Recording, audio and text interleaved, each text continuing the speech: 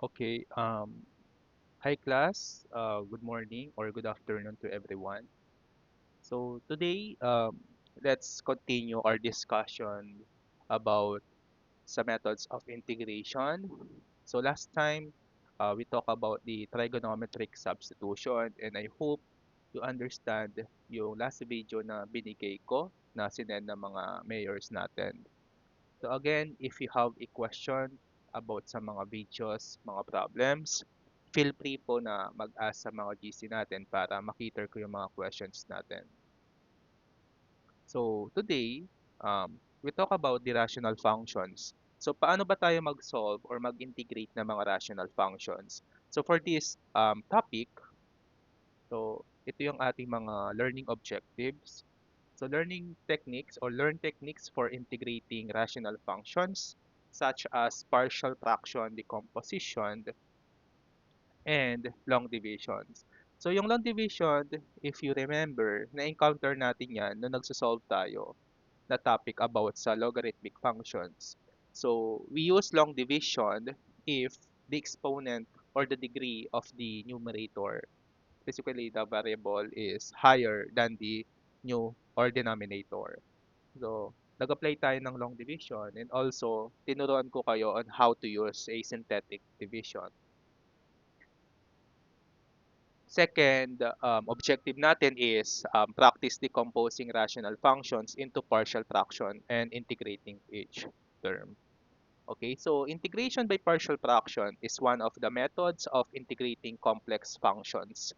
So before learning about the integrating process by partial fractions, first we need to understand the meaning of partial fractions, okay, and how to write the partial fractions the partial fractions. So may mga cases kasi na titignan natin later na meron tayo namang cases na titignan kung paano ba natin isulat yung specific na partial fractions ng mga integral na given natin. So partial fractions are the sum of proper rational functions obtained when decompose an improper rational functions. So ganun pala yung partial fractions. Okay? So for example, so kapag may mga naririnig kayong ingay, so focus na lang po sa mga video or dun sa mga problems na isa-solve ko. So, ayun, bigyan ko kayo lang idea kung ano ba yung partial fraction decomposition. So sabi niya dito, di ba, partial fraction are the sum of proper rational functions. So for example, we have,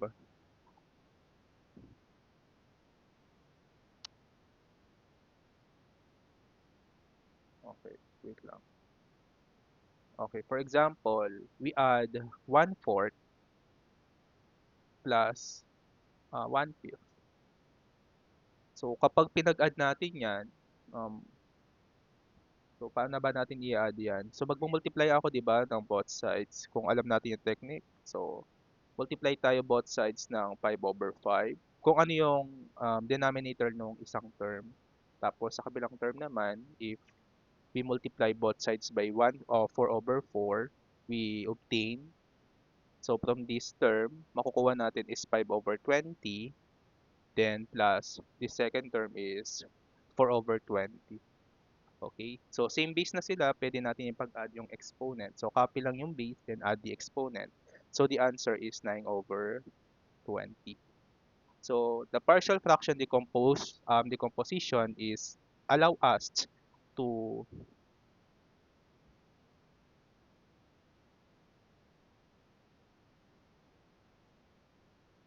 okay, for, so the partial fractions decomposition is, kumbaga, it allows us to start with um, this given 9/20. Okay?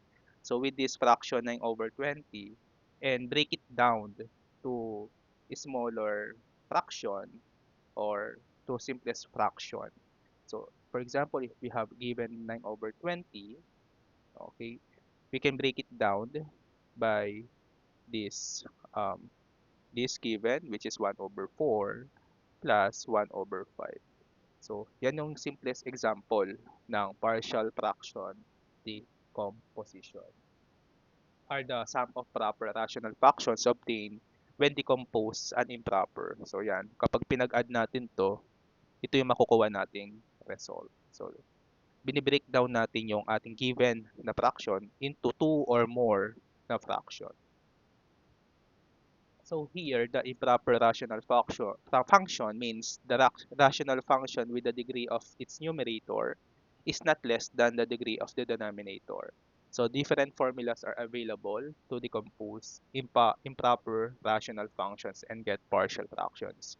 So let's proceed po dito sa five um, form natin na rational functions. So yung number one, okay, if we have a given, yung P and Q natin dito is, let's say, any constants or mga coefficients. Okay. Then, yung denominator natin is, kumbaga dito, chine-check lang natin is yung denominator natin. Okay. If you take a look, kung apply tayo ng FOIL method dito, di ba makukuha natin dito result is may x squared. So by comparing its degree, yung nasa numerator natin is only x. So ibig sabihin, 1 degree or first degree lang yan. So meaning, we can apply a partial fraction. But then again, if yung ating given na fraction or function are mas higher yung degree sa numerator, apply natin yung long division or synthetic division para ma-decompose natin yung given na fraction natin. So, kung makikita nyo dito sa denominator, we have, let's say, breakdown na natin na x minus a and x minus b. These two terms are distinct. Okay? So, ito ay tinatawag na mga linear factors. Okay?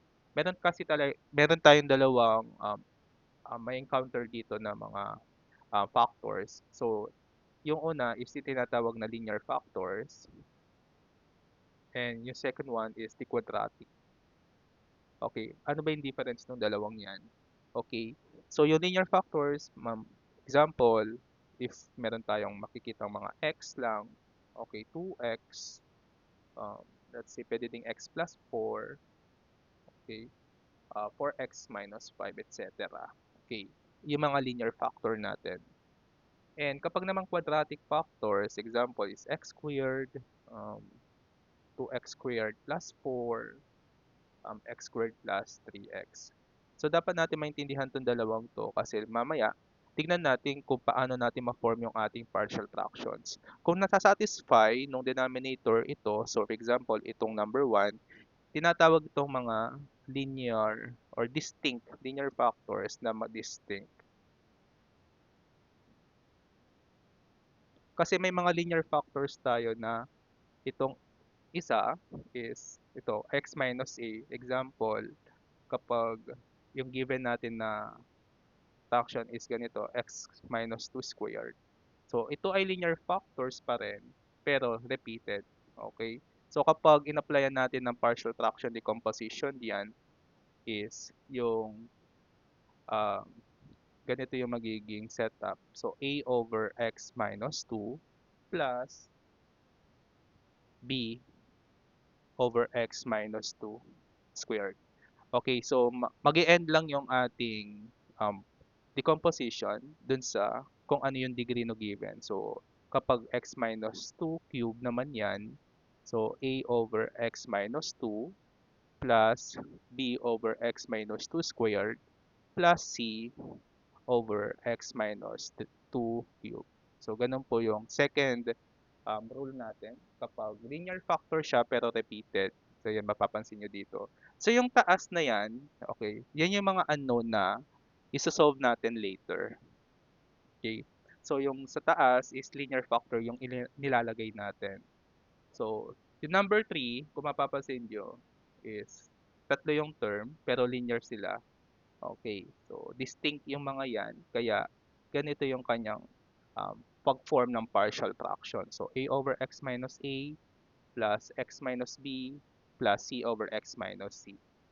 So, yung number 4 naman na rule is, or form is, um, mapapansin nyo dito is quantity x minus a squared and x minus b. So, yung kanyang partial fraction is, okay, a minus or a all over x minus a, yung unang term. Yung b is x minus a squared, and c or plus c over x minus b squared. Check ko lang kung nagre-record. Okay.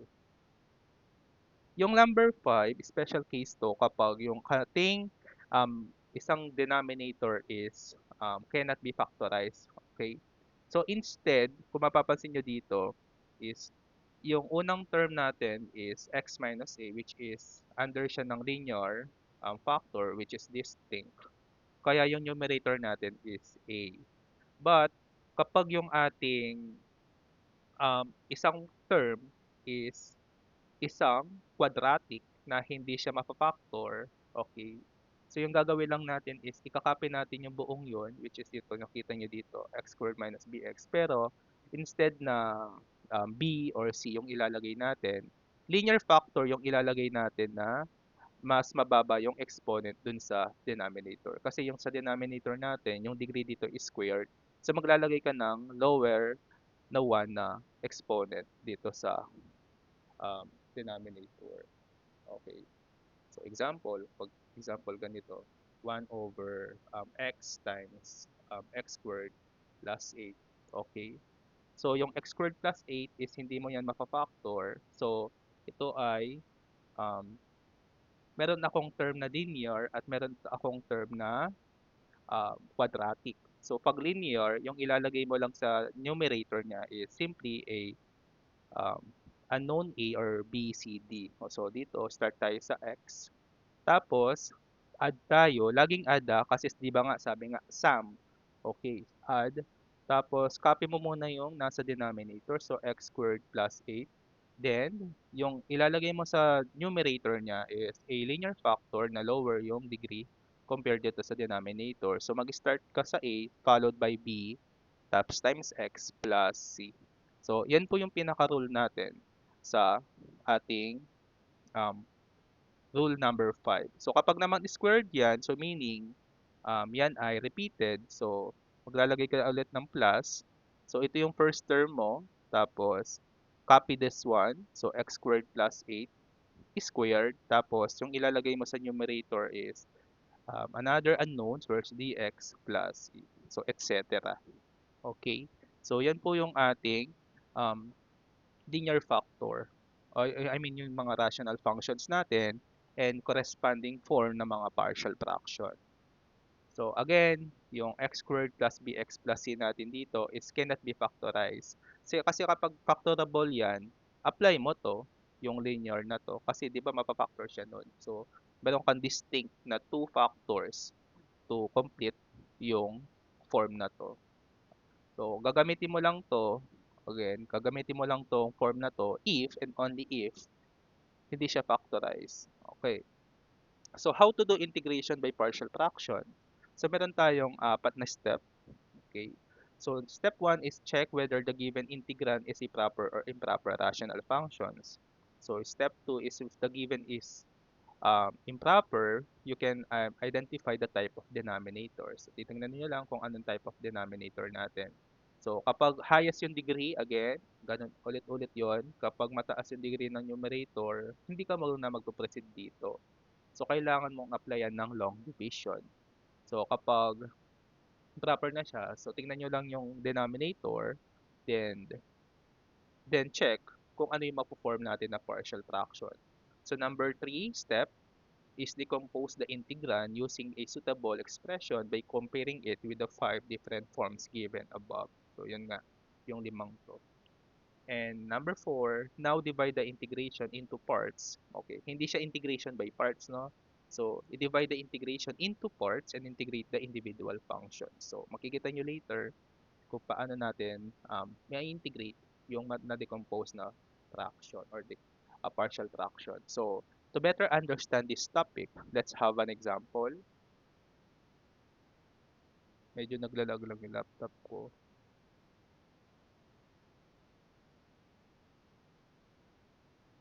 Okay, let's solve number 1 problem natin. So, evaluate this example natin. So, simplihan lang muna natin. So what was the integral of 1 over um, x multiplied by x minus 2 dx. Okay. So kung i-check natin yan, okay, yung yung form natin diyan is um, we can actually apply agad yung partial fraction natin kasi improper na to. So we can now identify kung ano yung suitable expression na pwede natin magamit. So this sa denominator natin, we can see na meron tayong two terms na linear and distinct. So sa pag-solve ng or pag sa partial fraction, i-isolate lang muna natin yung given natin na to. Okay. So isolate lang muna natin. So magiging 1 over x and x minus 2. So, equivalent to sa, kung ito ay case number 1, di ba? So, ito yung gagamitin natin na form. So, a over x. So, first term muna. So, a over x. Tapos, add natin yung second term. So, b over x minus 2. So, by checking, ano yung next step? So, yung next step dito is, pag multiply ka both sides dito sa equation na to ng ano. So, i-divide mo or i-multiply mo is yung original denominator sa left. Laging ganon. So, mag-multiply ka lang both sides ng yung original na denominator dito sa left side. So, x multiply by x minus 2. So, kapag minultiply mo yung x at x minus 2 dito sa 1 at dito sa a at dito sa b. Okay? Kapag minultiply natin yung x and x minus 2 dito sa 1 divided by x minus 2, the answer is 1, tama? So 1 equals. Next, yung x multiply by x minus 2 multiply by a, yung answer natin. Sige, retake ko muna, no? So x multiply by x minus 2 para mas makakita nyo. All over x plus b multiply by x and x minus 2 all over x minus 2. So, kung i-check natin yan, dahil product naman yan sa numerator natin, pwede tayo mag-cancel ng x at x minus 2. So, yung magiging equation natin is 1 equals 8x minus 2 plus bx. So, meron na tayong ngayon equation. So, kung titingnan natin, yung part dito, okay, brahin ko lang po muna to. Ayan. So, yung equation natin dito sa original is ganito yung magiging itsura. Kasi 'di ba nag-apply na tayo ng partial fraction decomposition. Or para hindi ko na buong sasabihin yung PFD na lang nun. Okay, PFD stand for partial fraction decomposition. So, kunin mo lang yung nakuha mo partial PFD. So, let's say A times or a over x. So, of course, dx yan. Multiply by dx kasi yan. Plus integral of b over x minus 2 dx. So, ito yung ating sinosolve ngayon. Okay. So, kung mapapansin natin, unknown yung a, unknown yung b. So, dapat natin ma-identify kung ano yung value ng a and b na yan. So, kapag kinukuha nyo yung value ng a and b, yung mga answer natin doon is yung mga may mga term o mga value or constant tayong makukuha later. So, kapag nakuha mo na yan, for example, yung a mo is 2, di ba, yung magiging form ng ating integral is dx over x. So, pwede natin i-apply yung logarithmic. And also here, dito sa second term, is apply mo yung u sub na ililet mo yung x minus 2, masasatisfy niya yung dx. So, ln din siya. So, yung problema na lang natin dito is dapat natin ma-identify kung ano yung value ng a at value ng b. So, paano natin ngayong kukunin yung value ng a at value ng b? So, dalawa yung method na ituturo ko. So, yung unang trick na pinakamadali is magse-set ka lang ng value ng x. Kasi pag-set mo ng value ng x, meron ka dapat i-consider. So ano yung i-consider natin? So dapat kapag nag-set ka ng value ng x, make sure na meron kang na-eliminate na isang unknown. So, tignan natin. Kapag ako nag-set ako ng 1 ng x, dito is trial and error yung gagawin natin. So, kayo yung magdidiskarte dito kung ano yung magiging value ng x. So, bibigyan ko ng technique. So, dapat kapag nag-set ka ng value ng x, dun sa term natin is meron ka dapat na-eliminate na isang unknown. So, kapag sinubstitute natin yung x natin as 1, okay, itong x dito gagawin mong 1, tapos gawin mong 1. 'Di ba? 1 minus 2 is negative 1 and ito magiging b multiplied by 1. So, wala kang na-eliminate. So, ibig sabihin, wag mong gamitin yung x as equivalent sa 1. So, isip ka lang ng value na magiging 0. Okay, ito, either ito or ito. So, 'di ba, kapag nag-set ako ng x as equivalent sa 0, sa palitan ko 'to ng 0, so 0 minus 2 is negative 2. So, meron akong a. Pero dito, b multiplied by 0 is 0. So, nawala yung isang unknown. So, ma-identify ko yung a. So, ganun yon. Another, ano pa yung value ng x para ma-eliminate ko yung isang unknown? So, dito, x minus 2. Para maging 0 to, meaning, iset ko yung x ng 2. Tama ba? So, kapag ito, pinalitan ko naman ng 2, diba? 2 minus 2 is 0. So, a multiplied by 0 is 0. Then dito, b times 2 is b2. So, ma-identify ko what is b. I hope na gets. Ulitin ko. Magsiset ka ng value ng x na dapat meron ka na eliminate na isang unknown. Okay?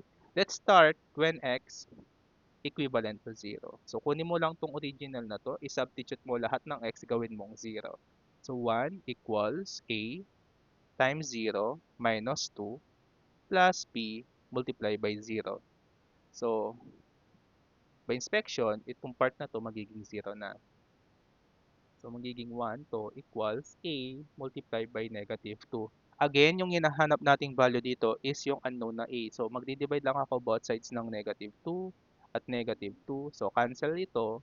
Yung a natin is 1 over negative 2 is negative 1 half. So, meron na tayong value ni a. Next. Let's identify what is b. So, start naman natin what x is equivalent sa 2. So, again, same step lang. I-substitute mo lahat ng x, gawin mong 2. So, magiging tong 1 equals 8 times 2 minus 2 plus b multiplied by 2. Kung i-check natin, kung i-solve natin to, di ba? 2 minus 2 is 0 and a times 0 is 0 and 1 equals 2b. And divided by 2 both sides, yung b natin is 1 half. So meaning meron na tayong value ni a and b. So ano yung next step? So the next step is kunin mo yung equation mo kanina which is ito. So copy lang muna natin to. Tapos lagay natin sa baba. Let's copy. Then paste natin dito. So yan yung kanina. Bali isa-substitute mo lang yung value ng a at value ng b dito na nakuha mo. Okay, so equals integral of ano yung a? Negative 1 half. Negative 1 half dx over x plus integral of b, yung b natin is 1 half dx over x minus 2. Okay, again, yung rule natin, kapag meron tayong constant, pwede natin ilan i-factor out. Lagay natin sa labas ng integral sign natin. So, magiging negative 1 half to integral of dx over x plus 1 half integral of dx over x minus 2. Okay, so yung dx over x is simply ln of x and sa second term is kapag nilet u natin yung x minus 2,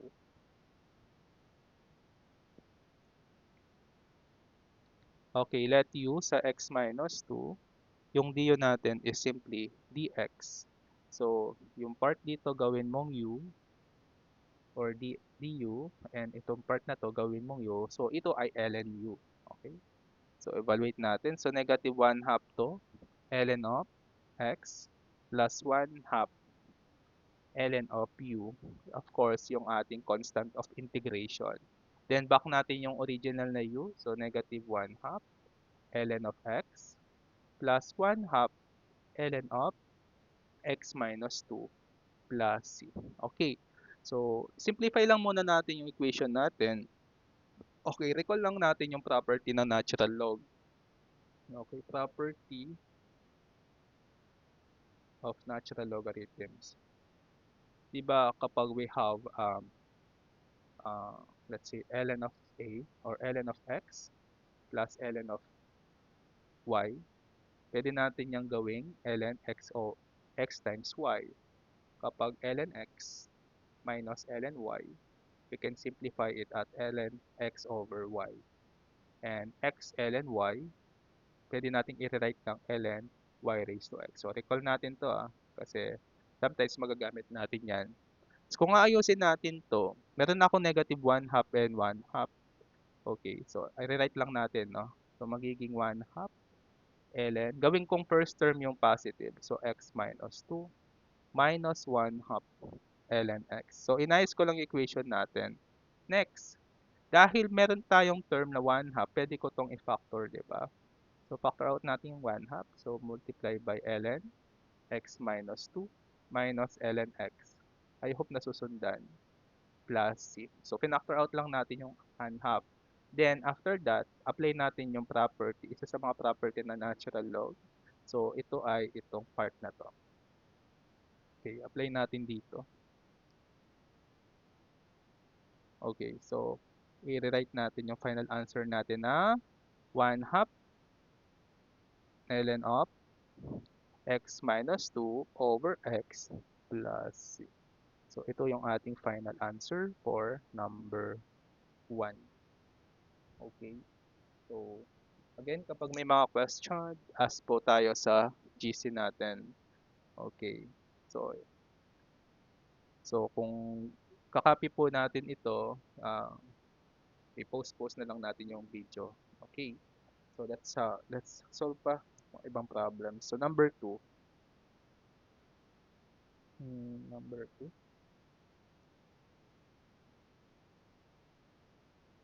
evaluate this integral. Okay, so x plus 2 over 2x squared minus x dx. Okay. So by checking, mas mataas yung fraction or mas mataas yung degree ng denominator natin. So we can proceed po um, sa pag-apply ng partial fraction decomposition. So, titingnan lang natin yung denominator muna natin kung meron ba tayong pwedeng gawin. Again, tignan nyo muna kung factorable yan. So, di ba pwede ako mag-factor ng x sa denominator? So, pwede akong magre-write. Pwede kong i-rewrite ito ng integral of x plus 2 all over x, then 2x minus 1 dx. Kung i-check natin, ito ay linear distinct. Okay, so linear and distinct. So again, same process, isolate mo muna to. Okay, so i-write natin para kapag yung PFD natin is isulat natin later dito. So x plus 2, yung original pala, yan, i-write ko lang dito. Then isolate natin yung part na to.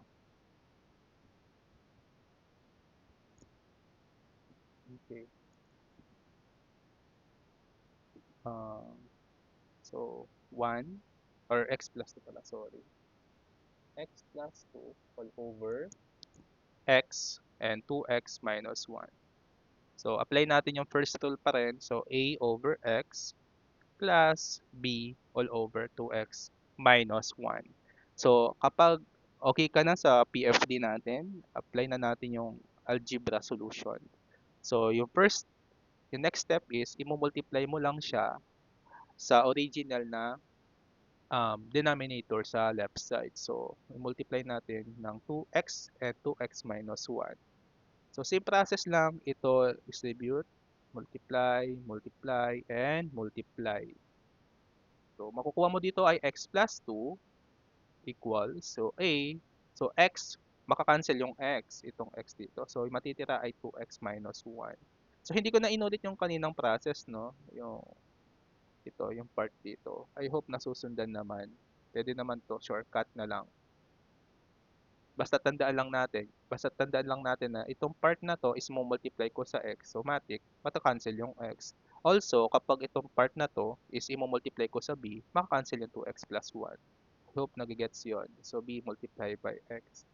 So next is pag-identify ng unknown A and B. Okay? So again, mag-set ka lang ng value ng X. Okay? So here, pwede ulit ako mag-set ng X as 0. Kasi kapag sinet ko yung X na 0, mawawala yung B. Ma-identify ko yung A. So ano pa? So, di ba, na-isolate natin yung B. Na-eliminate natin yung B. Again, ano ngayon yung value ng X para ma-eliminate naman yung A? So, meaning, itong part dito na nakamultiply sa A, dapat ko gawing 0. So, ano yung value ng X para ma-multiply natin or yung result is maging 0? Okay. So, tingnan nyo, 2x minus 1. So, ano yung magiging value ng x para maging 0 to? Okay. Tingnan mo, kapag ginawa ko ba na 1 yan, magiging 0? No, kasi 2 multiplied by 1 is 2, minus 1 is 1. So, meaning, yung pag-set natin ng value ng x is hindi lagi whole value. Okay, hindi ka laging 1, 0, or 1, negative 1. Okay, pwedeng maging fractioned. Okay, kasi kapag sinet mo dito yung x mo as 1 half, ayan. So, di ba 2x minus 1 yan. Yung target mo is gawin tong 0. Para maging 0 to, yung x na to gawin kong 1 half minus 1. 2 times 1 is 2 over 2 minus 1. 2 over 2 is 1 minus 1, so 0. So, meaning, yung x natin dito ay 0 and x natin dito is 1 half. I hope nasusundan po. Okay? So, let's start. Let x equivalent to 0. Okay, substitute lang natin. Ito lang dito yan. So, 0 plus 2 equals A multiplied by 2 times 0 minus 1 plus B multiplied by 0. Baka may question. Sir, what if nag-set ako ng value ng x na any value tapos parehas na naging 0? Hindi pwede yon. Kasi wala ka masosolve. So, ganun lang yon. Kapag parehas na naging 0, isip ka ng ibang number or value. Okay? Kaya sinasabi ko na trial and error. Okay. So, ito 0, di ba? So, 2 na to equals 2 times 0 is 0 minus 1. So, 0 minus 1 is negative 1. So, A natin multiply by 1. So, kailangan natin identify what is A. So, A is negative 1 over negative 1. I mean, divide tayo both sides ng negative 1. So, A natin is simply negative 2. So, meron na tayong value ni A. Next, dapat natin makuha yung value ni B. So, yung x natin, iset natin ng 1 half. Okay, so ano yung value ng x plus 2? Zoom out ko lang para mas madali kong makita. Okay, so dito naman tayo sa part na to. Okay, so hindi ko na siya i-rewrite, no? I-direct ko na po is substitute. So 1 half plus 2 equals A multiply by 2 times 1 half minus 1 plus B multiply by 1 half. Okay. Ano next step? Simplify lang natin. Walang ako ng calcu para sure. So, ito, di ba, 0 na kanina. Pinakita naman natin yung solution. So, ito, 0 na. Tapos, 1 half plus, 1 half, 1 half plus 2. The answer is, di ba, 2.5 or 5 over 2. So, 5 over 2. Huwag tayo mag-decimal na fraction lahat. So, 5 over 2 equals B, 1 half. So, kailangan natin ma-identify what is B. So, multiply ka lang both sides ng reciprocal ng 1 half. So, 2 over 1. So, yan. So, cancel na tong 2 at 1. And cancel yung 2. So, 5 over 1 yung matitira. Or B natin is simply 5. So, again, meron na tayong value ni B and A. Kunin lang natin yung equation. So, dito pala hindi natin na-rewrite, no? So, yung partial fraction decomposition nito is equivalent to A over X dx plus integral of B over 2x minus 1 dx. Okay, yan. Saan galing to? Ito lang yan. Baka may mali ko. Yung pagsulat ko, nilalagyan ko lang ng dx kasi multiply by dx yan. Kasi hindi mo naman to ma-integrate if we don't have a derivative of any variable. So, automatic naman yung dx kasi multiply to ng dx. So, galing yan dito. Ito, yan. Ito yan. Okay. So, copy lang muna natin to.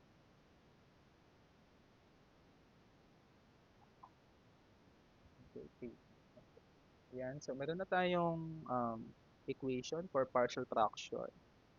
Substitute natin yung a, which is negative 2. So, yung a natin is negative 1 half or negative 2 pala, sorry, x dx plus integral of b, which is 5 over 2x minus 1 dx. So, baka may magtanong, sir, lagi bang ganyan? Lagi bang numerical yung nakukuha natin sa A and B? Yes. So, laging mga numerical yan. Okay. So, yung next step lang lagi dito is, ipa-factor mo lang yung mga constant na yan. So, negative 2 integral of dx over x plus 5 integral of dx over 2x minus 1. Again, yung dx over x natin is simply ln x. How about this term? So, let u ulit natin, pakita lang natin yung solution. So, u natin is 2x minus 1. Yung du natin is simply 2dx, right? So, again, kailangan lang natin is dx. But, kung i-check natin dito, di ba may 5 ako dito? So, what if 2 to? Okay. What if 5, instead na 5, 2 pala yung, 2 yung constant. So, ibig sabihin, du over u lang yan. Pero dahil yung constant natin kanina, yung value ni b is 5, so, kailangan natin masatisfy yung equation natin. So, dx lang yung kukunin natin. So, divide both sides by 2. So, dx natin is du over 2. Okay, so, i-write muna natin in terms of u, yung dx over 2x minus 1. So, negative 2 integral of dx over x plus 5 integral of du over 2 all over u. So, meron tayong du over 2 or 1 half. Factor ulit natin. Ibas natin ulit.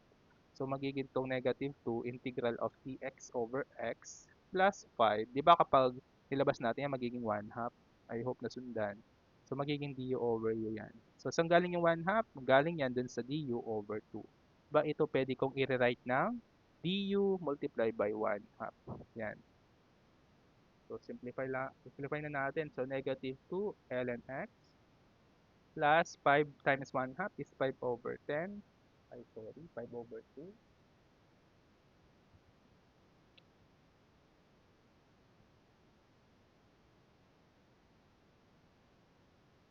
Okay, wait lang, naglalag yung laptop.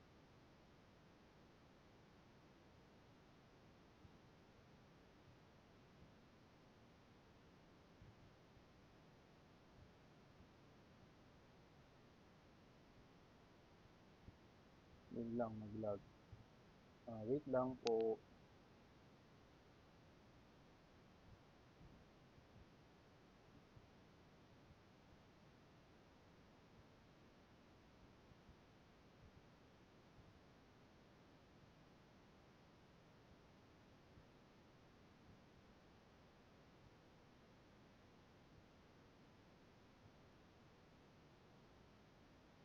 It happens po talaga na naglalag yung laptop ko. Sorry. So, i-fast forward nyo na lang sa part na yan.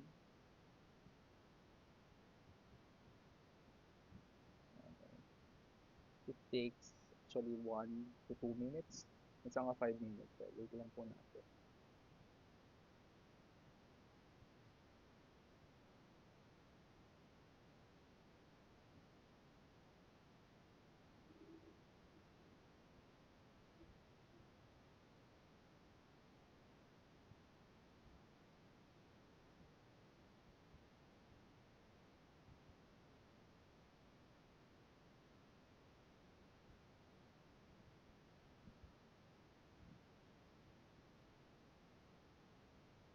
Okay. So, back po. Okay. So, tapos na yung patalastas. Sakit po ng laptop ko yun. Paki-forward na lang doon sa part na yun. So, ito ay 5 over 2. Then, di ba magiging integral of du over u na pala to. Then, it is ln u, right? Ln u plus c. Then, um, let's bring back yung original na u. So, negative 2 ln of x plus 5 over 2 ln of uh, 2x minus 1 plus c. So, actually, pwede na ito pong answer natin, no? Hindi natin pwedeng applyan kanina yung ginawa natin. Yung kanina, na-simplify lang natin yung equation natin because the constant. nung dalawa is 1/2. So, dito kasi negative 2 and 5/2. So, actually pwede naman siya kaya lang kasi kapag in-apply natin yung isang rule or property ng ito, yung x ln y, ln y x, um, as much as possible kasi is ayaw natin magkaroon ng negative na exponent. So, pwede na tong answer natin. Magets ba yung gusto kong i-point? Kasi ito pwedeng maging siyang ln x raised to negative 2 if apply natin yung rule. Pero, again, kapag lang equal siguro, yan, yung constant na yan. Pwede natin simplify yung answer natin. Okay. Let me check lang ulit, baka hindi na nag-record. Okay, so ongoing pa rin. So naka 40 minutes na tayo. So, example pa tayo. Dahil wala naman akong kausap dito, tuloy-tuloy lang ako nagsasalita. So, um, kapag gusto nating ulitin yung process, okay, panoorin na lang natin ulit yung video.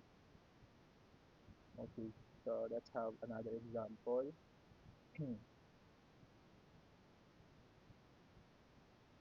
Hanap lang ako ng problems natin.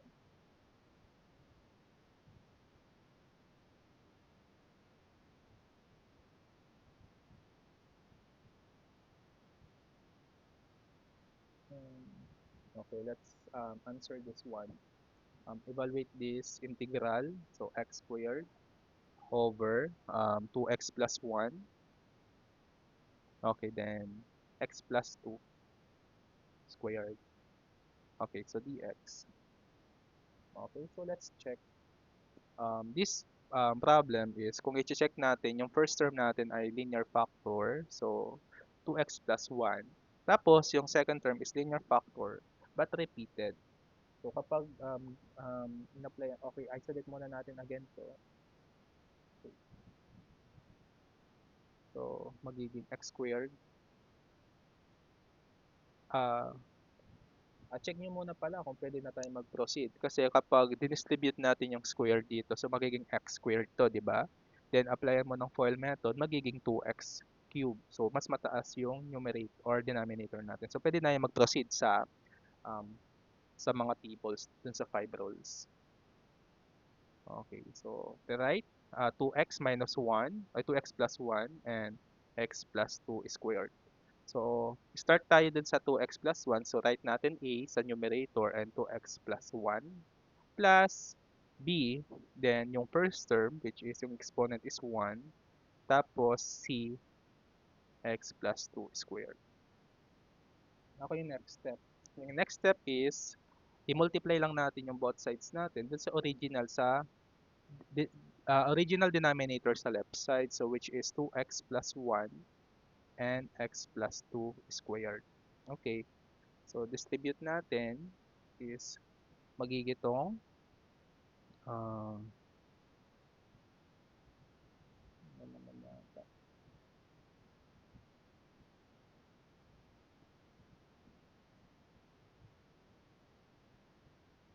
Okay, naglag ulit. Okay. So, ano yan? Magiging x squared. Tama? Tapos, yung a na to, so, itong part na to, i-multiply ko sa a, makakancel yung 2x plus 1 kasi similar sila. Matitira ay a times x plus 2 squared. Tama? Tama ba? Okay.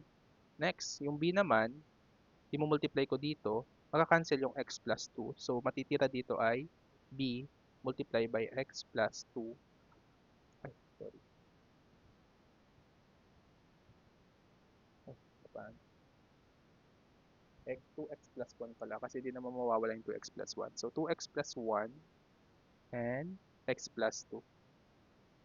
So, degree na lang natin dito 1 plus c dahil i-multiply natin yung c ng 2x plus 1 and x plus 2 squared. Tapos, meron ako sa denominator ng x plus 2 squared. So, matitira ay 2x plus 1. Okay, so meron na tayong equation for this part. Bali, kung i-rewrite natin to, ito equivalent yan sa integral of a over 2x plus 1 dx plus b integral or b over x plus 2 tapos c over x plus 2 squared dx. So yan, bali, hanapin na lang ulit natin yung value ng b, c, and a, b, and c. So again, yung process lang ng pag-eliminate ng isang constant kapag nag-set tayo ng value ng x. So ano kaya yung mga possible value ng x natin? Okay. So let's start dito sa single, dun sa letter C. Paano magiging 0 to? Okay, kung magiging 0 to, is dapat yung x mo dyan ay gagawin mong what? Hindi siya pwedeng 1 half. Okay, positive 1 half kasi magiging 1 plus 1 to. So, para maging 0 to, dapat negative to. Kasi plus 1 to eh. So, dapat tong form na to maging negative 1. So, para maging negative 1 to, gagawin ko, yung x ko dyan, gagawin kong 1 half. Okay, i-check natin ngayon kung may part pa na magiging 1 or magiging 0. Kung makikita nyo, yung 2x plus 1, similar dito. So, ibig sabihin, kapag sinet ko yung x as negative 1 half dito, yung part dito ay magiging 0 din. So, meaning, makukuha ko yung value ni A. Tama? So, I hope nasundan. Okay, next. Ano pa kaya yung value ng x natin? Okay, dito, sa part na to. Okay, yung x plus 2, equal sila dito. Tama? So, para maging 0 tong part na yan, yung part na yan, is gagawin kong negative 2, yung x. Okay? Tingnan natin. Kapag yung x natin ginawa kong negative 2 dito, di ba magiging negative 2 plus 2, so 0. So, kahit na anong makuha kong value dito, mamumultiply yan ng 0, 0 pa rin. Also, dito, gagawin natin tong negative 2, yung x. So, negative 2 plus 2 is 0, and 0 squared is still 0. And 0 multiplied by a 0. So, ibig sabihin, goods yung negative 2 kasi hindi naman magiging 0 yung c. Okay, next. Ano pa kaya? So, wala na. Okay, tama ba? Wala nang ibang value na pwede pa tayo mag-set ng x. So, yung isa niyan, ituturo ko na yung isang trick o isang method. So, what if hindi na applicable yung pag-set ng value ng x? So, doon is, kino-compare na natin yung mga coefficients ng mga variables natin. So later, kapag nakuha na natin yung mga unknown na value dito. So let's start again. Sorry for the... Nawawala lang talaga. Ba't nawala yun? Ayun. So let's start when x is 1 half. Let's say x is equivalent sa negative 1 half. Okay, ito lang ito yung kukunin natin na original. Okay, so substitute lang natin. Medyo kapalan natin yung ballpen. So negative 1 half times o raised to 2 equals a multiplied by negative 1 half plus 2 raised to 2 plus b multiplied by 2 times negative 1 half plus 1 multiplied by 1 half negative 1 half plus 2 plus c multiplied by 2 times negative 1 half plus 1. Okay, kung i-check natin, again, in-inspect na natin kanina na yung part dito is magiging 0. And anything na nakuha mo dito ay mamultiply sa 0, so still ito ay 0. Also, ito ay 0. Okay, ano yung negative 1 half raised to 2? Di ba, positive 1/4. Ito magiging 1/4 equals A. So, negative 1 half, calculate na natin para sure. Negative 1 half, negative 1 half plus 2. Okay, 3 over 2. Di ba, 3 over 2 to? Tama ba? Negative 1, 3 over 2. Tapos squared. So, ito ay magiging 1/4 equals 8. Raise squared natin to magiging 9 over 4. Okay? Para makuha natin yung A, again, apply lang natin. Magmumultiply ako ng reciprocal ng 9 over 4. So, 4 over 9 at 4 over 9. So, cancel na to. Yung 4, yung 9. Tapos yung 4 dito. So, yung A natin dyan is 1 over 9. So, meron na tayong value ni A. Next. Set naman natin yung x natin as negative 2. So, let x equivalent sa negative 2. Okay. I-zoom out ko lang para makita ko. Bali, negative 2. So, negative 2 squared plus a multiplied by yan, negative 2 plus 2 squared plus, ano kasi? Ayan, b times 2, negative 2, plus 1, and negative 2 plus 2, plus c, negative 2 times 2, or 2 times negative 2, 2 times negative 2, then ito magiging 0 to, di ba? Maingay lang, sorry. Ito magiging 0 din to.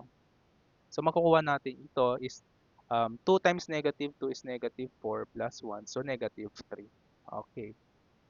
So ito magiging positive 4 equals c times negative 3. And divide both sides by negative 3. So yung c mo dito ay negative 4 over 3. So tama ba? I hope tama naman, no? Negative 4 plus 1 is negative 3. Okay, next. Meron na tayong value ni c. So wala na lang tayong value ni b. And chinek natin kanina kung ano man yung value. So wala nang ibang value na pwede tayong mag-substitute ng x para makuha yung b. So may isang technique. Actually, pwede pala. Isang technique ulit is, dahil di ba meron na tayong value ni a at b, or a at b. So pwede ka mag-set ng any value na aside sa negative 1 half and negative 2. Copy ko lang muna. Bigyan ko kayo ng dalawang method. Paturo ko yung dalawang method para sa pag-identify kapag um, may mga cases na ganito. So, di ba meron na tayong value ni A, which is, A natin, 1 over 9. Then, yung C natin is negative 4 over 3. So, meron na akong A at meron na akong C. Ano na lang yung B? So, dito, pwede kang mag-set ng any value ng X niyan. So, let's say X equivalent sa 1 para mas madali. Okay. Or pwede actually 0. Mas madali yung 0. Okay, kasi ito magiging 0 na to. Tapos ito 0 plus 2. So, try natin x equivalent sa 1. Tapos, 1 squared equals, ano yung a? Yung a mo nakuha is 1 over 9. Tapos, 1 plus 2 squared plus b. Ito yung hinahanap natin. So, 2 times 1 plus 1 and 1 plus 2 plus c. Yung c natin is negative 4 over 3 times 2 ng 2 times 1 plus 1. And, okay, ito 1 equivalent sa 1 over 9 plus ito magiging 3 squared plus ano to, 'di ba 3 tapos 3. So b is 9. Tama ba? B times 9. Tapos ito dahil 2 times 1 is 2 plus 1 is 3, cancel yung 3. So negative 4. Eh ito 3 squared is 9, 'di ba magiging 9, so cancel yan. So 1 na lang din. So 1 plus b multiplied by 9 minus 4. 1 minus 4 is negative 3. So, magiging negative 3 plus b times 9. I-transpose natin sa kabila. So, magiging 1 plus 3 equals b times 9. And divide both sides by 9. So, yung b natin dyan is 4 over 9. Okay, so I hope na naintindihan. Kung may medyo mabilis. Okay, again, pwede ka mag-set ng any value ng x dito. Kasi merong, isa-substitute mo lang naman din kasi yung nakuha mong a and b. So, meron na tayong value ni b na 4 over 9. So, ngayon, paano natin ngayon ma-validate na tama yung 4 over 9? Okay? So, may mga cases na i-compare natin yung mga coefficients ng variable natin. So, try natin. Okay, copy ko lang ulit to. Then, paste natin. Yan. So, what if ayaw mo mag-set ng value ng x, no? So, pwede nyo gamitin yung technique na to, yung equating coefficient. Okay. So, bago natin ma-equate, dapat nyo muna i-distribute yung mga terms mo dito. So, medyo lang mahaba yung process. So, ito x squared equals a. Ito magiging x squared plus um, 2x. So, magiging 4x plus 4. Plus, ito, applying FOIL method, ito magiging b times 2x squared plus 4x plus x plus 2 Then ito, as it is, 2x plus 1. Okay, ito, di ba, combined line terms, magiging 5x, right? Okay. So sa pag-equate, equating ng equation or coefficient, so mag-start tayo kung ano yung highest na degree. Di ba, dito sa equation natin, pinaka-highest is yung present na x squared. So mag-start ka sa x squared, tapos x, tapos constant. So equate mo lang yung mga coefficients niyan. Ano ba yung coefficient ng x squared? Di ba meron tong ano, or meron tong imaginary na 1 dito. So equating a coefficient of x squared. Okay, so start tayo sa x squared. Yung x squared is 1. Sulat mo dito 1 equals. Tapos, kung i-distribute ko yung a dito sa loob, mapapansin natin ax squared times 4ax. Alin yung may x squared? Di ba ito lang, yung ax squared? So, meaning, ano yung coefficient ng x squared dito? Yung a. Ulitin ko, distribute mo to, yung a. So, magiging ax squared plus 4ax plus 4a. So, kapag kinuha mo yung coefficient ng x, anong sagot? 4a. Kasi, again, constant yung a kasi natin dyan, di ba? Numerical yung nakukuha natin. So, kapag equating ng x, so yung kukunin mo, yung 4a, hindi yung a. Kasi, ini-equate mo dito yung term na x squared. Next, ano pa yung term natin dito sa b? Yung b is, ito, b times 2x. So, magiging tong 2bx squared. Tama? Kapag kinuha ko yung coefficient niyan, plus 2b. Okay. I hope nasusundan. Coefficient, din basta yung coefficient nakatabi ng mga variable natin. Next, c2x plus 1. Ano yung coefficient ng x squared? Meron ba kayong nakikitang x squared dyan? Kung wala, automatic yun ay 0. Dahil wala namang present na x squared. So, kung titignan natin, yung equation natin is equivalent sa 1 equals a plus 2b. By checking, ano yung a? Di ba nakuha na natin yung a kanina? Yung a natin kanina ay 1 over 9. Substitute nyo lang. So, 1 equivalent to 1 over 9 plus 2b. Okay, tapos transpose mo yung 1 over 9 sa kabila or multiply. Okay, 1 over 9. So, 1 minus 1 over 9 plus or equivalent sa 2b. Tapos, multiply ka both sides ng 1 half para makancel yung 2. So, magiging itong 1 half times 1 minus 1 over 9 equals b. Yan. So, pakisagot, ano yung 1 minus 1 over 9? Calculate muna natin. 1, 9, minus 1 is 8 over 9. 1 half equivalent sa b. So, 8 divide 2 is 4. So, ito ay 4 over 9 equals b. Ano nakuha natin kanina? Di ba? 4 over 9. Ayun, no? Okay. I hope nasundan.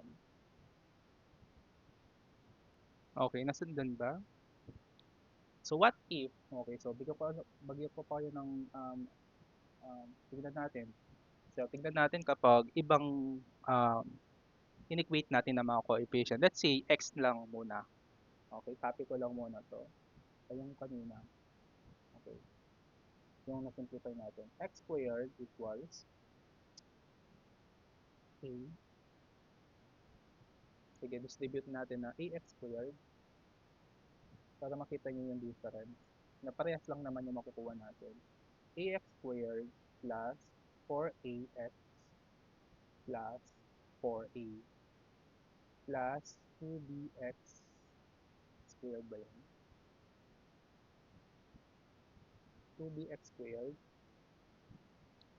plus dahil combine like terms, so magiging 5x, diba? So 5bx plus ano yun? 2b. Ayun, yes, 2b. Plus yung c. So 2cx plus c. Okay. So what if naman, equate natin yung equating coefficients of x. Okay, yung x lang. Lahat ng x lang. So, titingnan nyo lang, lahat ng mga coefficient ng x lang ha, x. So, ibig sabihin, yung exponent natin 1. So, tingnan nyo muna yung nasa left side. Yung left side, x squared yan. So, wala kang x dyan na coefficient. So, for example, yung nasa left side mo is x squared plus x. Yung titingnan mo lang, yung may x lang. So, yung coefficient nito is 1. Pero dahil wala namang present na x lang dito sa left side, automatic yun ay 0. I hope nasundan. So, tignan mo lang yung may x lang. So, yung 4a constant buo yan. So, yung 4a dito, yung coefficient ng x. So, 4a yung susulat mo. Plus, dito, yung 5b. Tapos, dito, yung 2c. So, yan. Dahil meron na tayong value ng a natin kanina, which is, ano yung a? Nasaan yun? 1 over 9 at negative 4 over 3. 1 over 9 at negative 4 over. Substitute lang natin. So, 0 equals 4 times 1 over 9 plus 5, yung unknown na b, tapos plus c, negative 4 over, sorry, plus 2 times negative 4 over 3. So, 0 equals to 4 over 9 plus 5 over 5b minus 8 over 3. Okay? Yung lahat ng mga uh, value na to, transpose natin sa left side. So, magiging negative 4 over 9 to plus 8 over 3 equals 5b. Tapos, kailangan lang natin yung value ng b dito. So, multiply ako both sides ng 1 over 5. Okay, so cancel. So, kapag sinolve natin to, yung b natin equivalent sa 1 over 5, ano yung 1? 4 over 9, 8 over 3. So, negative 4 over 9 is 20 over 9. So, ano ba yung, ito, bali, 20 divide 5. 20 divide 5 is 4. So, yung b mo dito ay 4 over 9. So, madaming way para ma-identify kung ano pa yung isang unknown. So, kayo na lang bahala kung ano yung gagamitin nyo. So, tatlo, actually, ang dami kong binigay. Tatlo yata, no? Yung pag-equate ng x squared, pag-equate ng x, or pag-substitute ng any value ng x, corresponding yung value ng dalawang unknown. So, yan, tapos na. Bali, isa-substitute na lang natin dito sa given natin. Nasaan yun? Ito pala yan, di ba? Okay, so substitute lang natin. Copy ko lang ulit.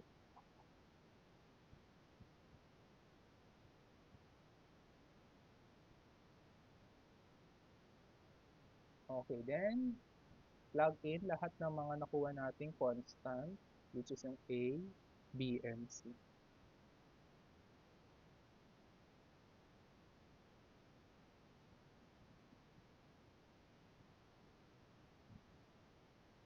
Hello, wait lang po, extra. Okay, let's continue. Okay, substitute lang natin. Dito ko na lang. So, ano yung A? Yung A natin is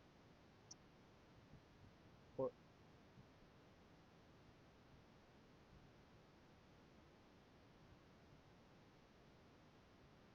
yung A natin ay 1 over 9. So, 1 over 9. 2x plus 1 dx plus, ano yung B? Yung B natin ay 4 over 9 and x plus 2 dx plus integral of c. Yung c natin ay negative 4 over 3 and x plus 2 square dx. Okay. So, integrate natin. Let u tayo sa 2x plus 1. Okay. So, yung du natin ay 2 dx. So, satisfy lang natin. Dx lang yung kailangan natin. So, divide both sides by 2. So, ito magiging 1 over 9 integral of which dx du over 2 over u plus factor out ko yung 4 over 9 integral of ito, 'di ba? X plus 2. So kapag nag-let u ako sa x plus 2 dx, so meaning ln din 'yan, x plus 2. So paano naman 'to? So how about this one? Okay. So i-factor out ko lang yung negative 1/4. So negative 4 over 3 to. Negative 4 over 3 integral of dx over x plus 2 squared.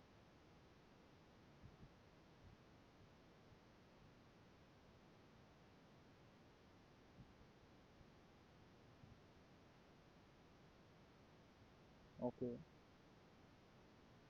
So, paano natin masisolve yung integral niya? Di ba pwede ka naman mag-let u sa x plus 2? Kasi masasatisfy niya yung numerator natin na dx. So, patalastas ulit.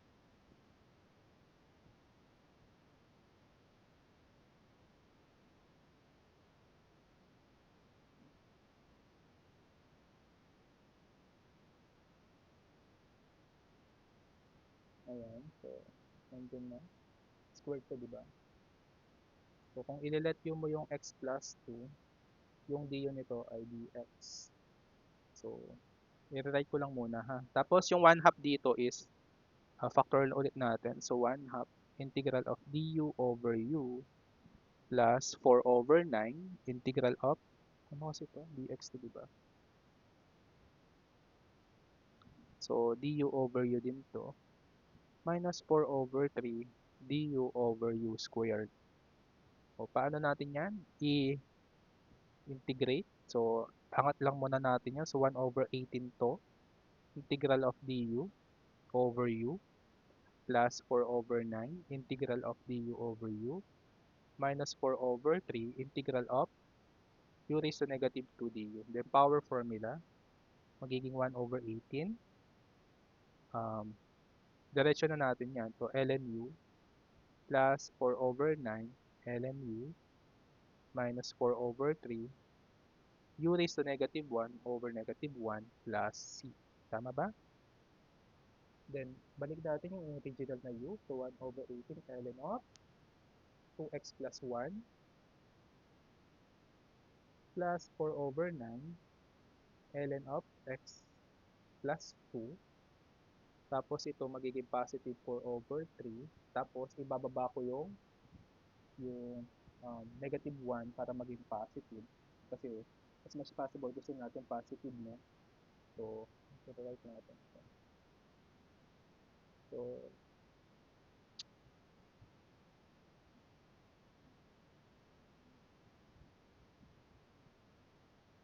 I think pagod na yung laptop ko. Okay, so 4 over 3 u, diba? So, ibababa ko yung, ano ba yung u natin dito? X plus 2. So, x plus 2 plus c. So, ito yung ating answer for number 3 example. Medyo mahaba lang pero kung mapapansin natin, ulit lang yung ating mga process. Okay, so yan yung ating number 3 problem. Okay. So, ibang note tayo para let's take yan, para malinis naman. So, last number tayo. So, partial fraction. So, number 5 or number 4. Kapal pala ito. Number 4. So, let's solve this problem.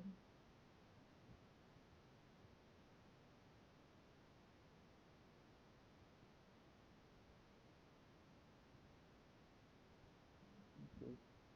So, let's evaluate 8 plus t plus 6t squared minus 12t cubed all over 3t squared plus 4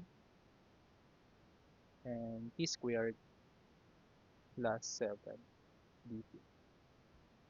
Okay, first, tignan nyo muna kung ano yung mas highest yung degree, yung numerator ba, denominator.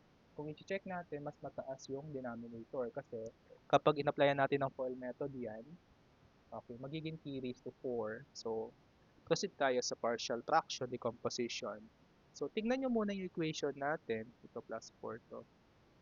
Kung pwede ba tayo mag-factor out? Factorable ba to? So, kapag nakita nyo yung dalawang term is positive or plus, yan, hindi yan pwedeng i-factor. Okay?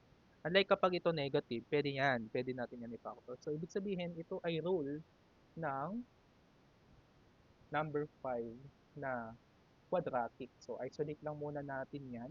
Bali gagawin natin is i-rewrite natin. Okay, so 8 plus t plus 6t squared minus 12t cubed all over 3t squared plus 4 and t squared plus 7. So, quadratic to na distinct kasi hindi naman to repeated. Kapag meron tong squared cube, yun, dun magiging repeated. I hope naintindihan yun. So, start tayo sa first term. So, instead na e lang yung ilalagay natin, yung ilalagay natin ay 80. 80 over, then copy yung denominator na 3t squared plus 4. Then plus, i-copy mo yung t squared plus 7. Tapos, then, AB, doon. So, mag-start ka sa C ulit, CT. B. Ayan.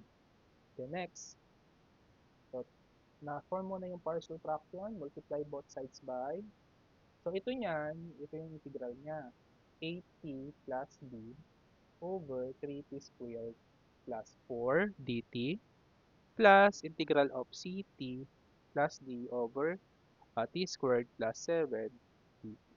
Yan. So, multiply both sides yung original sa left side, yung denominator. So, 3t squared plus 4 and t squared plus 7. Yan. So, ano yung magiging equation natin? In,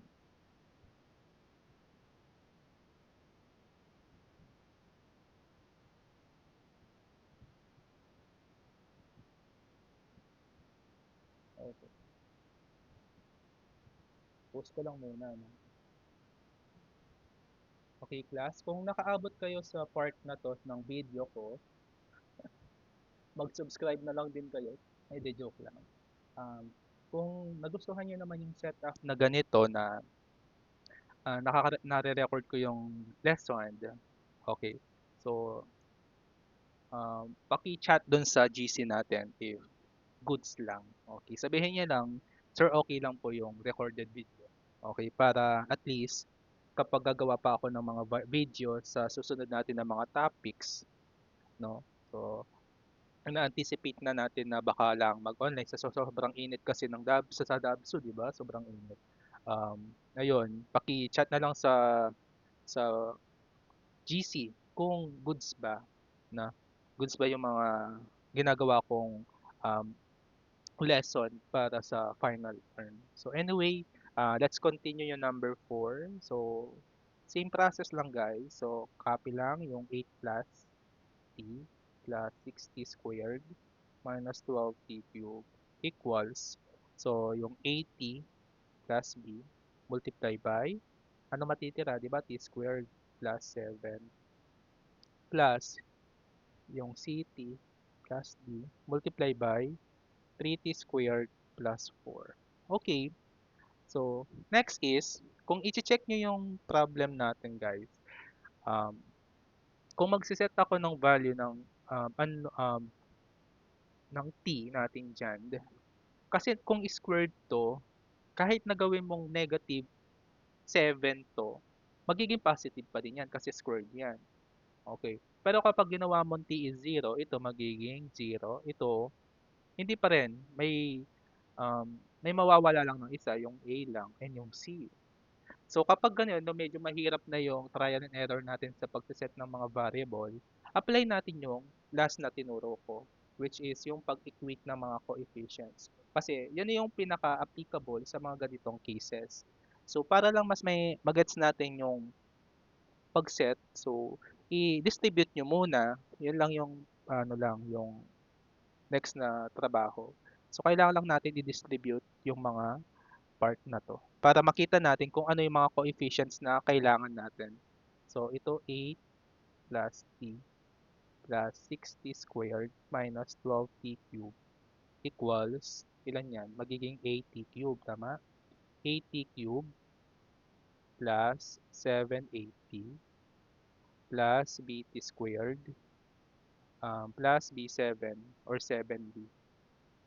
Next, plus 3t, tama ba? 3c, 3ct cubed, tapos plus 4ct plus 3dt squared and 4d.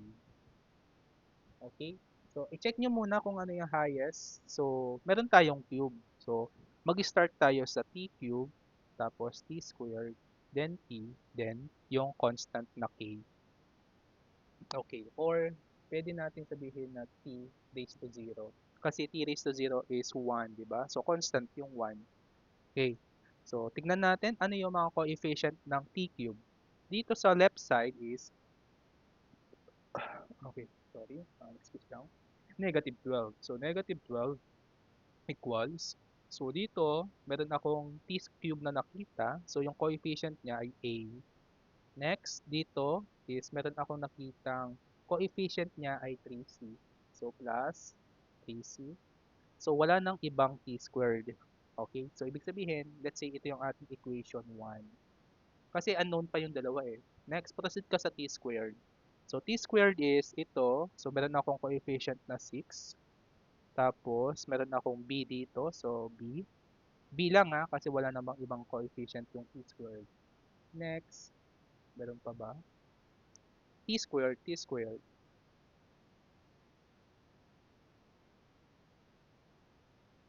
3D. Ito, yung t squared. So, 3D. So, plus 3D. So, that's equation number 2. Next, coefficient ng t. So, dito, yung coefficient ng t natin dito is 1 equals, ano pa? T lang. Tignan mo lang yung malahat ng may t. Ito, 7a. Kasi t yon 7a. Tama? Next. So, t lang. So, may 4c. So, plus 4c. Then, wala na. Next. Coefficient ng constant lang. So, ibig sabihin, constant lang yung tinitignan mo. So, 8 to. So, 8 equals constant. So, ito, constant tong buong to. So, 7b. Ito, constant lahat to guys. 7b. Constant yan. Next, yon yung 4d sa last part, sa term. So, 4d. So, makikita natin, meron tayong 4 equations. So, ano yung next step? Bali, is-solve natin simultaneously yung ating mga equations. So, tignan nyo lang kung yung equation number 1 natin is meron pang ibang equation. So, mapapansin natin, yung unknown natin sa equation 1 is A at C. So, hanap ka ng kaparehas niya. So, tignan nyo, yung number 3. So, combine natin. Combine equation 1 and 3. So, kayong bahala kung ano yung gusto nyo munang kunin. So, kung titingnan natin, mas madali kung kukunin natin, kung isiset natin equation natin ng 1 as A. Kasi, meron pang coefficient yung C natin dito. So, sulit lang muna natin yung negative or equation 1. Tapos, yung nakuha mong equation doon is isa-substitute mo sa 3. 'Di ba? So, ma-identify mo what is C. Wait lang po, patalastas ulit. So, ito kunin ko lang muna. Bali, negative 12 tapos equals A plus 3C. Yung gagawin ko, ita-transpose ko yung C, 3C sa kabila. So, magiging tong, ano, A equals um, negative 12 minus 3C. Itong nakuha kong equation A na to, isa-substitute ko sa equation 3. Ito. Yan. Elimination and substitution. Substitution and elimination. So, copy ko lang muna yung original na equation 3. 7a plus 4c. Tapos, lahat ng a, itong equation a na to, isubstitute mo dito guys. So, 1 equals, ba't nag-red tayo? 7 multiplied by negative 12 minus 3c. So, plus 4. So, makikita nyo, sino yung makukuha mo, di ba? So, algebra lang po yan, combining equation. So, two equations, two unknown. So, dalawang equations, dalawang unknown. Ganun yon. Hindi pwede yung three equations, two unknown. Or two equations, three unknown. Okay, so should be two equations, two unknown. Pwede yung three equations, pero medyo mahirap yung process. So, sabi ko nga, tignan nyo lang kung ano yung dalawang equation na unknown. So, simplify natin to. Y, 1 equals um, calculus, para sure.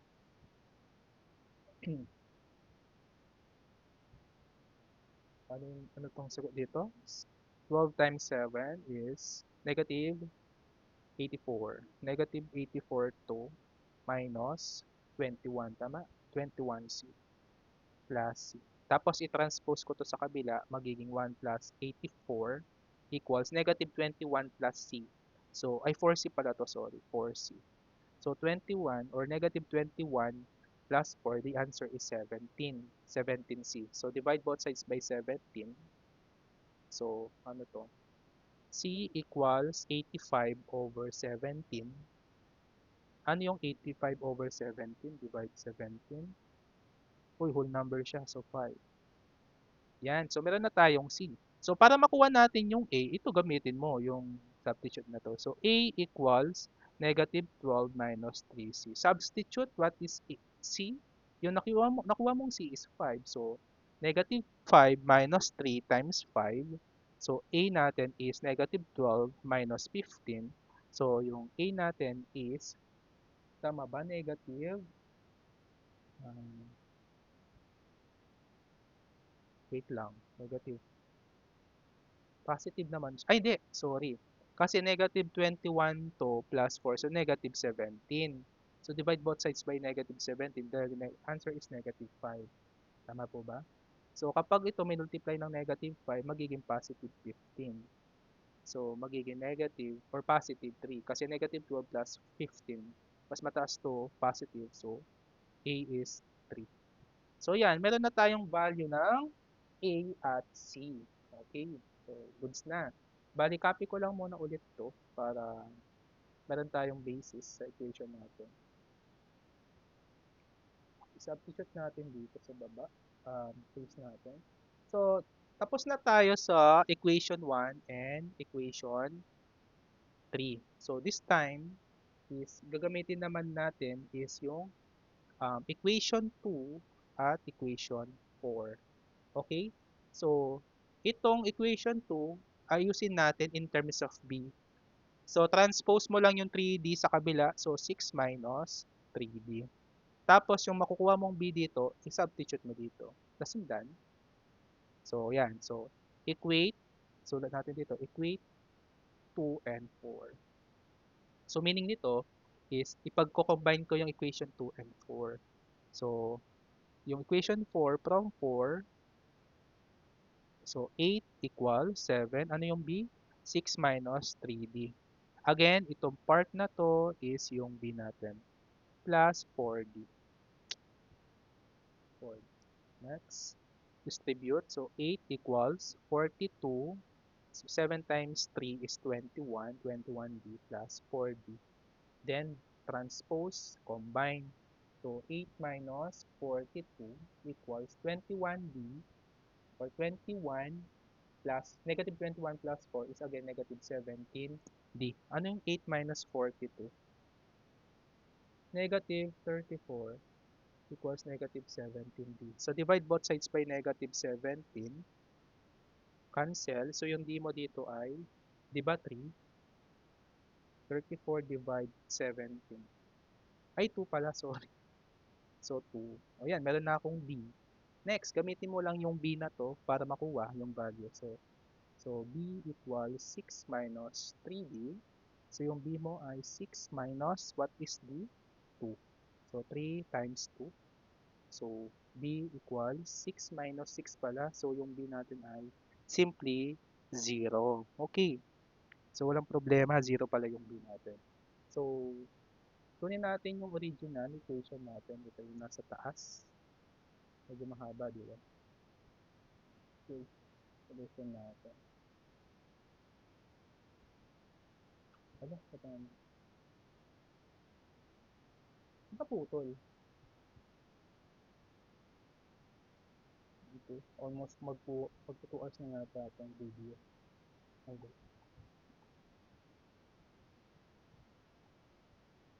Okay. Bakit na ganyan? Paste ko lang dito. Yan.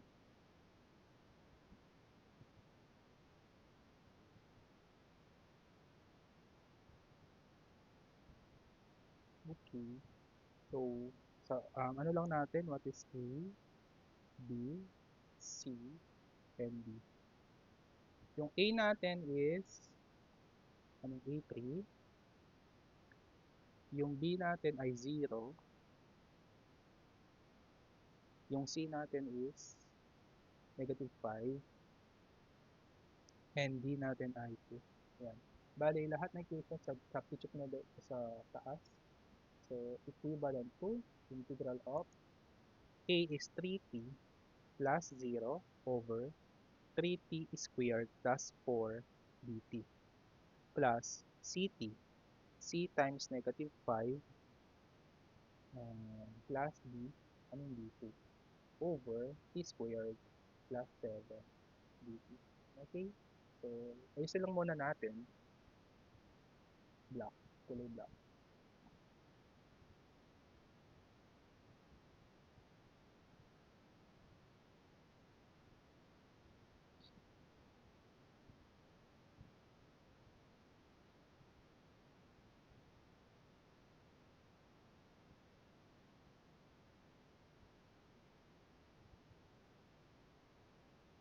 Okay.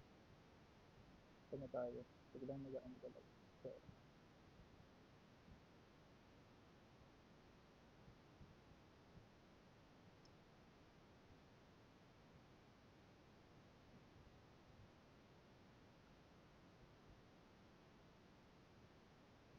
okay. Again, yan ay patalastas. Paki-forward na lang kapag medyo nababa. Kasi naglalag yung note natin.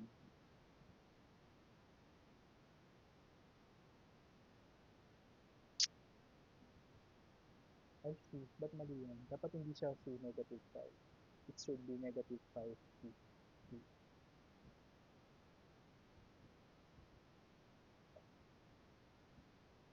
Okay. Paano ba? Okay, rewrite natin. Di ba CT pala yun? So -5 C. So, negative. It should be -5. Yan. Okay, so ito 0, di ba? Wala na yan. So, para yung equation natin magiging integral ng 3t dt over 3t squared plus 4 plus integral of -5t plus 2 over t squared plus 7. So, paano natin ito ma-integrate? Okay.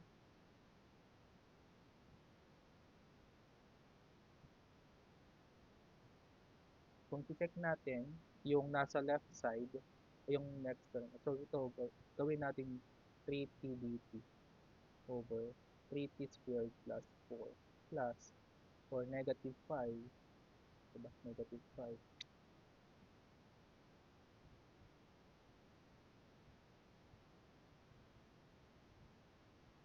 So, -5, -5 integral of t over t squared plus 7 dt plus integral of 2 over t squared plus 7 dt.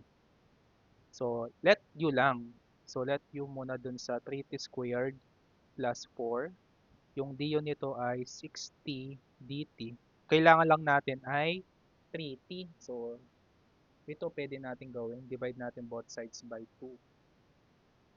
So, du over 2 equivalent sa 3t dt. Tama? So, du over 2 pala to. Ito, yung isa is let u ulit natin yun ng t squared plus 7. Yung du natin ay 2t dt. So, kailangan natin ay t lang, t dt. So, divide both sides ulit ng 2. Okay, how about this one?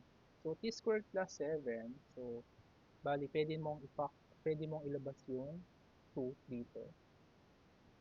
Tapos, dt. So, recall natin, ito ay pwede kang mag-apply ng arctangent. Tama?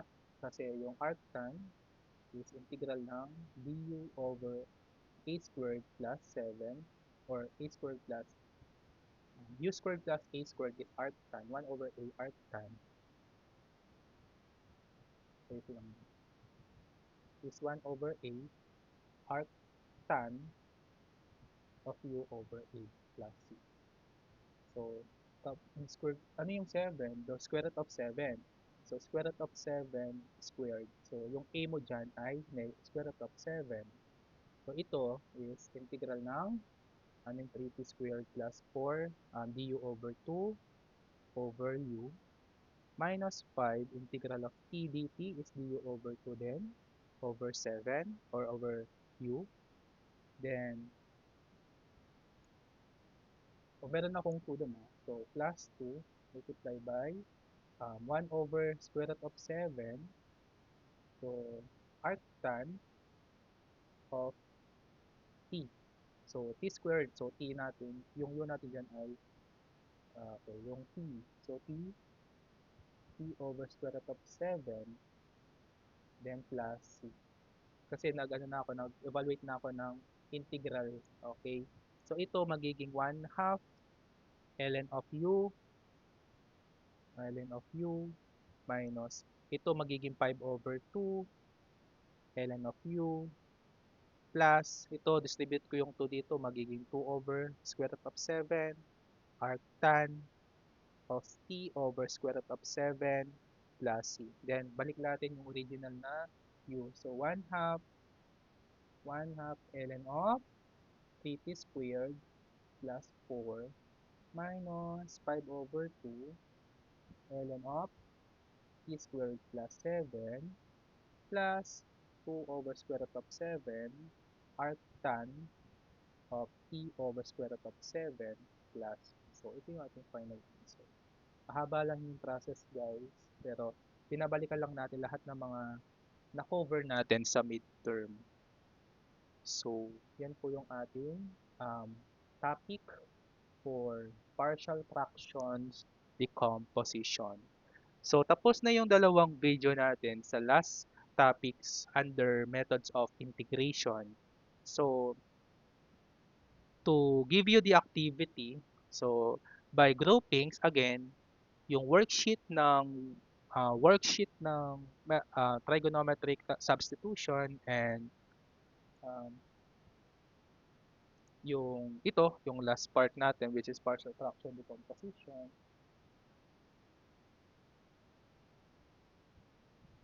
is paki-ready na lang.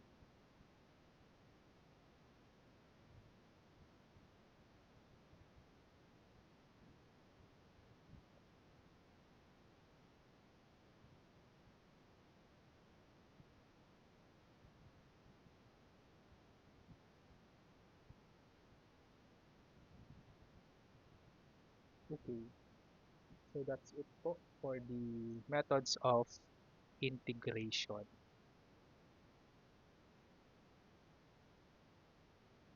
So yung video natin is 1 hour and 31